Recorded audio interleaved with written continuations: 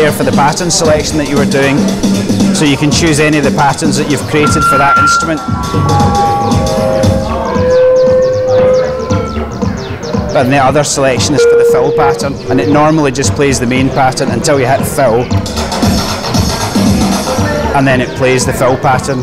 Depending on how you've configured it, you can choose how long it's going to play that for. So it's set to bar at the moment. If you set it to key, then it only plays the fill pattern while the key is held.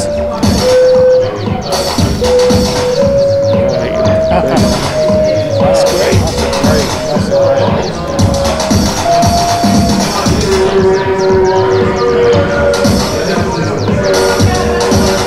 So you know you're pushing that button. Can you record that being pushed as well? Not yet, but I'm going to. That's something I want to do is have the user interface so that what it needs to have is at the moment the tracks are all under control of each scene. So as each scene changes, the pattern that's on that track is changed by the scene.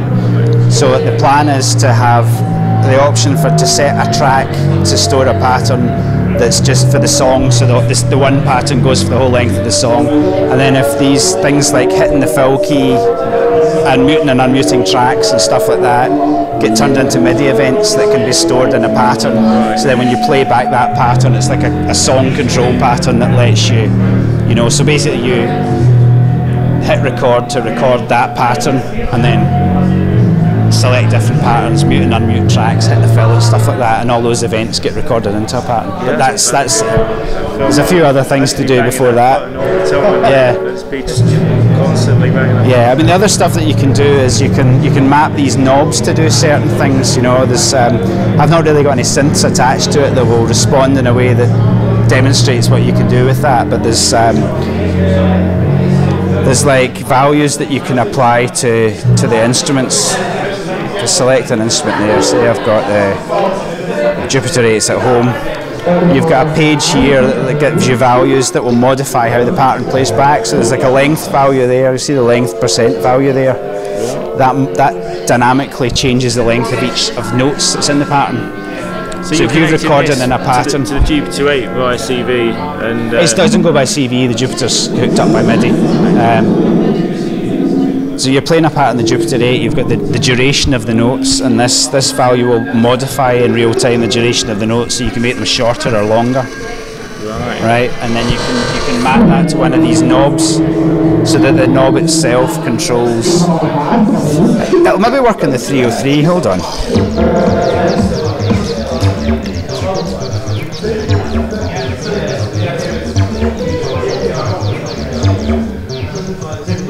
You can hear it there. That's making the notes.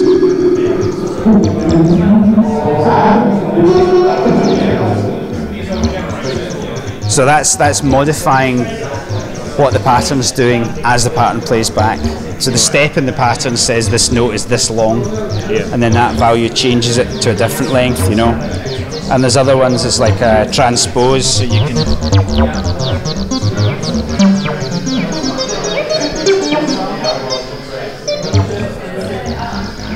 The 303 doesn't have that much range, but all these things are modifying how the pattern plays.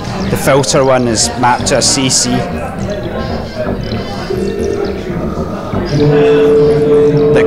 That's controlling the filter cutoff in the 303. And I can map that to one of the knobs, I can map that to the knob. So it's impossible to hear anything in here. So if you're going to integrate Sequentix into Cirklon, into a modular setup, that's generally going to be your master. Does that send a pulse train output that you can use to generate clock pulses to synchronize? Yeah, that's the CV output box. So the CV board gives you 16 CVs and 8 gates. Right. So this one, the gates set, there's a setup page for that. And in the setup page for your gate outputs, the gate outputs can give you a gate from a particular CV output. So the CV output would be set to the 16 channels, and the CV interface appears as a MIDI bus. So it's got 16 channels. Yeah. So when you're looking at like a CV output, you say this CV output's mapped to channel 1. So the MIDI notes that get sent to that channel generate a note CV. So if you're doing a CV and gate from that channel, you'd have one of the gate outputs in gate mode, and tell it which CV number it's going to link to, so that when a note is playing on that channel, then it's going to generate a gate, that gate to go with that CV. But if you want, you can set that to a clock, and then you've got a PPQN setting, or you can set it to do the reset pulse or the run line, so you can use them sort of as like this is DIN sync sort of stop and start stuff, or send you a reset pulse so that when you start the thing it sends a reset to say it's, you know, reset the thing to the start for starting the sequence. So that this was plugged into there earlier on, but I don't think it's still plugged in. I think it got unplugged. So basically, if you know, 4 PPQN is a 16th note pulse. So when this starts running, that would be sending out, you know, a pulse on every 16th note that you can use to trigger. If there's a clock input on there. The clock input on there. I don't know where the clock input is in that one. But yeah, you could set up the 8 different outputs to 8 different clock divisions and have them driving different stuff, you know. So how much does it cost for the CVIO and the Cirklon unit? The Cirklon is $999 plus VAT if you're affected by VAT. If you live in the EU, it's another $175 for the CVIO board, which is the board inside that gives you the CV and gate outputs on a D25.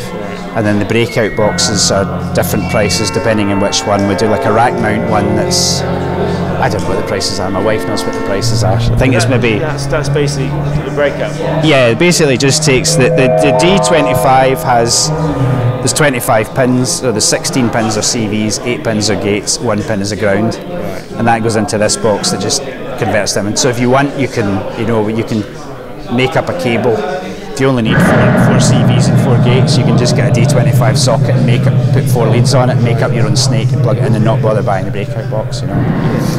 We do a breakout box and a rack mount. We do a breakout box and a desktop one that's like a little thing that size that just sits on the desk and things. And we do the Euro bob that's like a 16 HP Euro panel with outputs that and 3.5mm jack, so you can put that in like a Euro rack. 5U panels? We've done one 5U so far, so yeah, we can do the 5U. That's basically just we put the boards from the desktop box into that. I did one of them by request, but it's a Schaefer panel, so it's, you know, the Eurobob's the same, it's a Schaefer panel, so if somebody orders one, then I just order up a Schaefer panel and do the PCBs for it and stick it in it, you know. So without the breakout box, it's $1179 plus VAT? Yeah, with the CV outputs, yeah. Well, I might be sending you an email at some point in the next you get yourself on the waiting list. Really impressed. Really impressed. Really well, you know, I mean, I built it to do what I want it to do, you know, and the way I got into making them from other people was just because the more you make of something, the cheaper it gets to make it. That's how the P3 came about. I said to you earlier that I did the P3 as a thing that hung off the BBC Micro, and I home etched the circuit boards, and they're crappy. And it was about 2002 to 2003 when Olimex. Have you heard of Olimex? Yeah, they make like the PCB company, yeah. So that was when I found out about them, and you could basically design a PCB, send them the Gerber files, and they would tell you, you send them the Gerber files, and they would tell you how much they would make the PCB for. And the more that you made, the cheaper it got. So there was like a tooling cost that was like 100 quid, and then one set of boards would cost 20 quid.